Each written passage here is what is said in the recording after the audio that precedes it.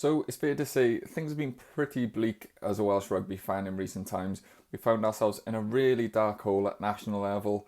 The regions were terrible last year, and it's all compiled to make us be the lowest ranked we've ever been in our history, currently 12th below the likes of Georgia, and we're on the longest ever losing streak in our history. So it's pretty bad, and I know a lot of fans are saying that they don't want to watch anymore and they've given up, and there's just a general sense of apathy. So I got a little list together, and I'm hoping that this is going to cheer you up and make you think that Welsh rugby isn't in as bad a spot as we feel like we are right now. We'll see, because it's pretty bleak at the moment. But let's get into it. My name's Christian, and this is the Welsh Sports Channel. So the first one on the list is pretty boring, but I think it's really important. So literally last week, they announced that they finally come to an agreement on the new PRA, which is the agreement between the union and the regions of how the game is going to be run in Wales. This has been going on for a while. Negotiations has been going back and forth. We've heard from Abby Tierney that there was supposed to be this One Wales plan that came out in the summer. It didn't come out. They kept kicking the can down the road and delaying it, and the reason was because they couldn't get the regions to sign the PRA and make it the way they wanted it, basically.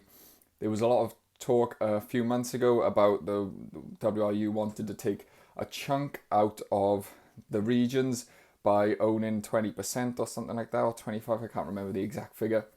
And that was quite pushed back against by a lot of fans, myself included, because we don't really trust the WRU, and I think that's fair.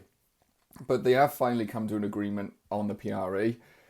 It's still got to go to the board, but it's pretty much sewn up now. It's just got to be finalised, so that's a good thing. They're not going to have as much power as they initially wanted.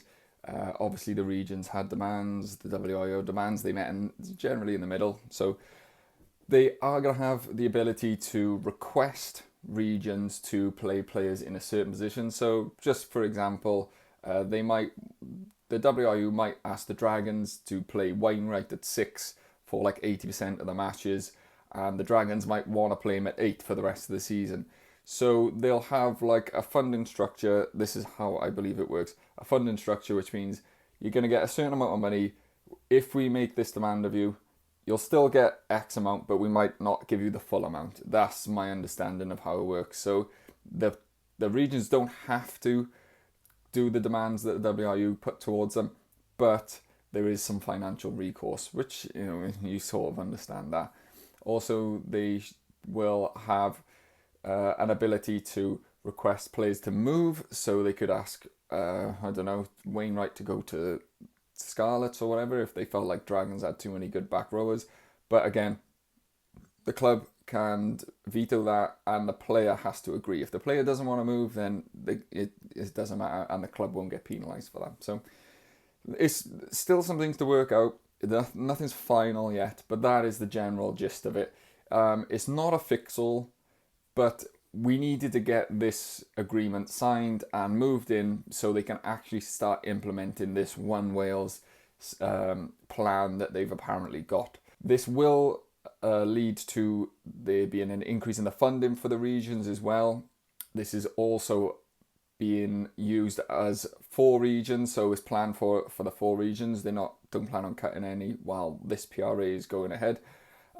Whether they renegotiate it in a couple of years or not, but apparently it's for about 5 or 6 years as it currently stands. So hopefully we can now get some real collaboration and some joined up thinking, and the unions and the regions not butting heads and working against each other, and the union actually finally realising that they need strong performing regions to be able to compete at the top table, because at the moment it's been really bad, and hopefully this can help build the bridges and move us forward together rather than Team Wales and the regions and then they meet in the middle and butt heads. I guess you can already see like this sort of working a little bit, as Cardiff have agreed to allow Wales to have Matt Sherratt as the caretaker for the rest of the Six Nations. So it shows that they're, the regions are giving out something, they're collaborating. So hopefully this goes vice versa, and an increase in budget is really what we need, and hopefully that allows some of the players who left and who didn't get a good contract. They might want to come back now maybe and be able to attract some of the Welsh names that are out there back into Wales. That all, of course, remains to be seen. There is a lot of chat that Joe Hawkins is going to come back, so I saw the Scarlets were being linked with him, but I'm not sure about that one. But that's the type of player you might be able to attract back, hopefully, maybe like a Christians or something like that, and get the Welsh players playing back in Wales, because the current setup of the current squad that are in camp now, a lot of them are playing outside of Wales at the moment.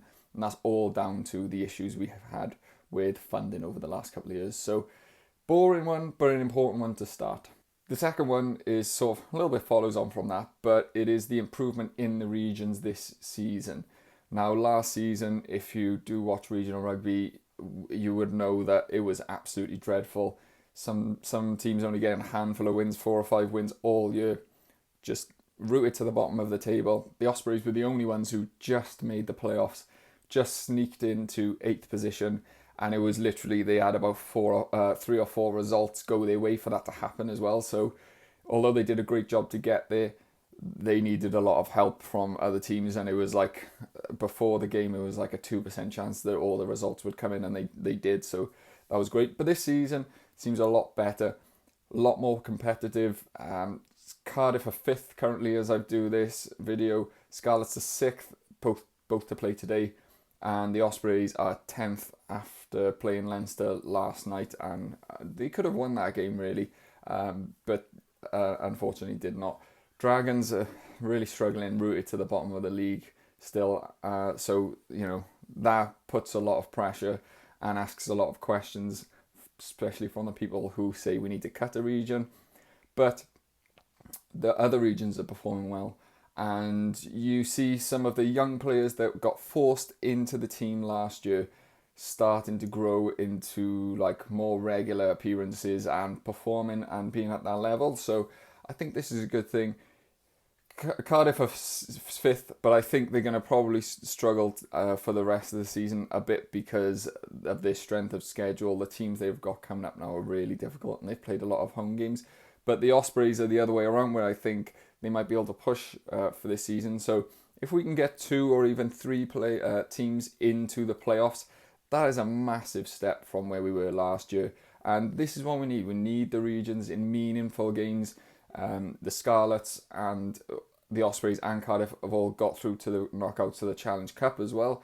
So, that's another positive. Some knockout rugby and, meaningful games. And these games bring extra revenue and prize funds. The higher up in the league you finish, the more money, obviously. So these are the important things we need. And you want your teams competing in those playoff games because that's where the best teams are. So I think the regions I thought the regions were really going to struggle again this year, but so far I've been impressed. Scarlets have been really good, really impressive, and I think they've got a chance to be the top Welsh region at the moment. So yes, that's a really good thing, and hopefully it continues now. Like I said, if the budget increases next year, the year after, it's going to bring more quality players in, and hopefully again increase the standard. And then no doubt you'll see the performances for Wales improve off the back of that. Number 3 is the SRC. Now, probably, a lot of people don't necessarily watch the SRC, but anecdotally from me watching it and from what other people have said who watch the Premiership a lot, the standard is better. Seems like there's more people interested in watching going to the ground, which is good, which is super important. But it does seem like the change of format has increased the quality and has given the younger players more opportunities, which is great, which is exactly what it was designed to do.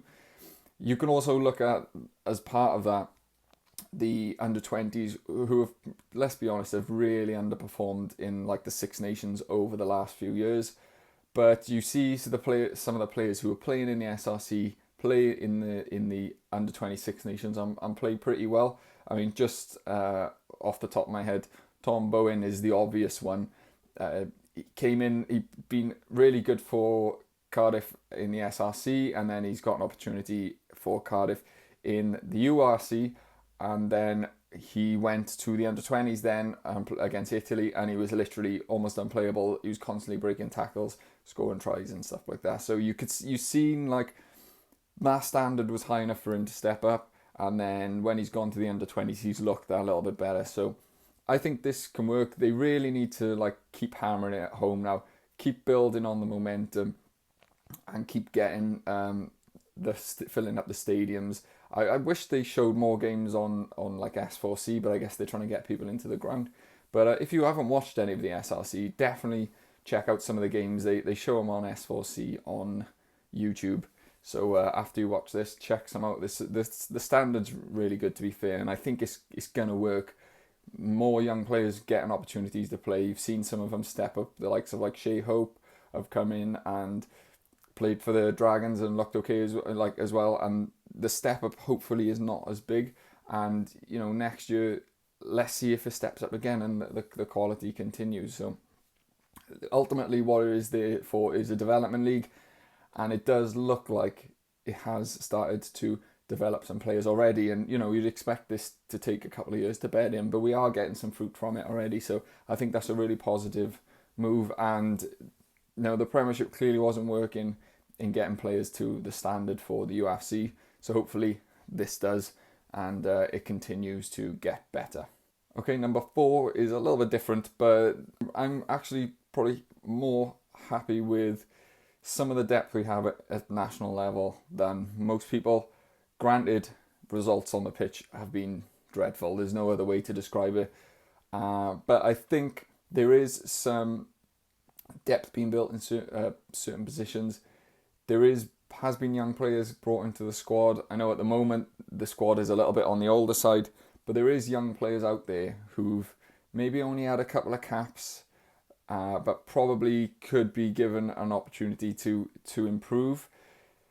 I mean, look at the second row depth. If we just go through, you've got Adam Beard. Granted, he's injured, but if everyone was fit, you'd have Adam Beard, Will Rowlands, and then you'd have Freddie Thomas, Teddy Williams, Chris Chinza, Rhys Davis at the Ospreys, Ben Carter at the Dragons. All really good players, and young as well. James Fender at the Ospreys. You could even put James Ratty into that category. Some good players who can definitely take the step up. And I mean, say of those top 4 or 5, you would feel pretty comfortable if either of those had to start in your national team. So I think that's pretty good. And then the back row is obviously really stacked for depth, like it always is. And then there's some young players in the centres. No one's really nailed down the centre position, but there is some good young centres. There's a lot of hype around Eddie James, rightly so. I think he could be a top quality player.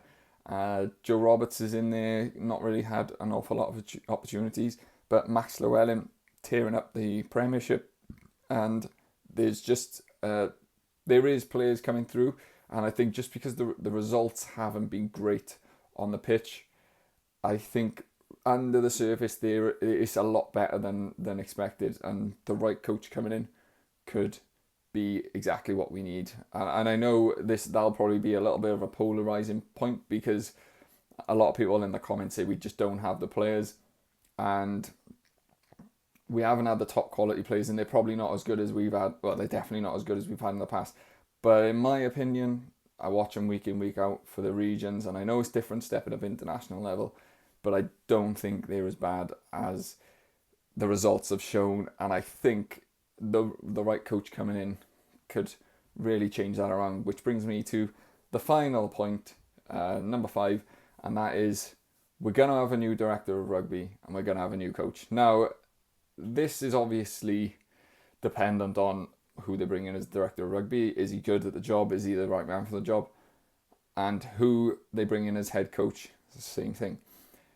But if you're like a Welsh Rugby fan, and we've witnessed what's gone on in the last like 2 years, you've got to be excited about the potential of a new era coming in. Some of the names that are getting touted as being available, apparently, like Franco Smith, Simon Easterby, these guys are like, real sort of hot commodities.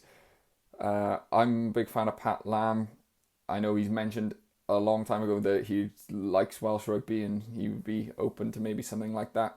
Whether that's the same now, but there is coaches that, as long as the WRU are willing to put some money down to get them out of the current contracts or the current situations, I think there's coaches there that can come in and make an instant difference, and then build this project, because it's not going to be a year next year we turn it all around and we win the Six Nations. It's still a lot. There's going to be a long rebuild, but I think there's coaches out there that can do that, and I'm really excited to see who they bring in.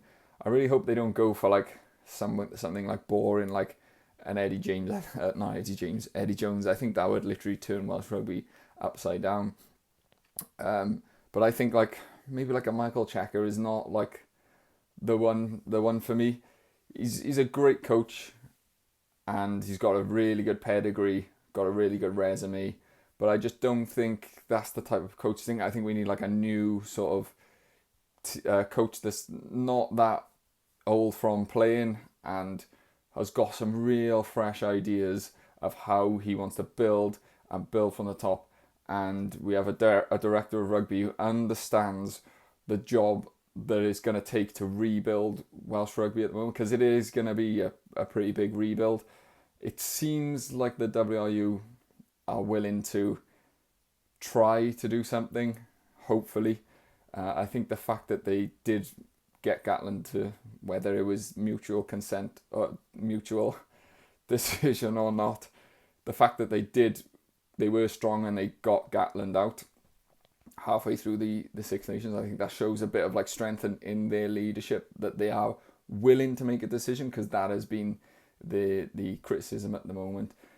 Obviously all this remains to be seen, but if we're in the situation where we're going to have a brand new director of rugby and a brand new coach, and there is a lot of older players in this squad, but there is a good crop of young players, I don't see how you can't get excited about this. So I know a couple of these have been like just my opinion of why I think it's not as bad, and people might disagree with me in the comments, but I don't think we're going to win any more games in the Six Nations this year. But if we can see an improvement from Matt Sherratt coming in, just changing the culture a little bit, and we actually threaten teams, then I think the next guy coming in is going to have a much better feel around camp, and we head into Japan in the summer with a more positive outlook as to where we are in Welsh Rugby. So I'll leave it with you, and I'll catch you on the next one.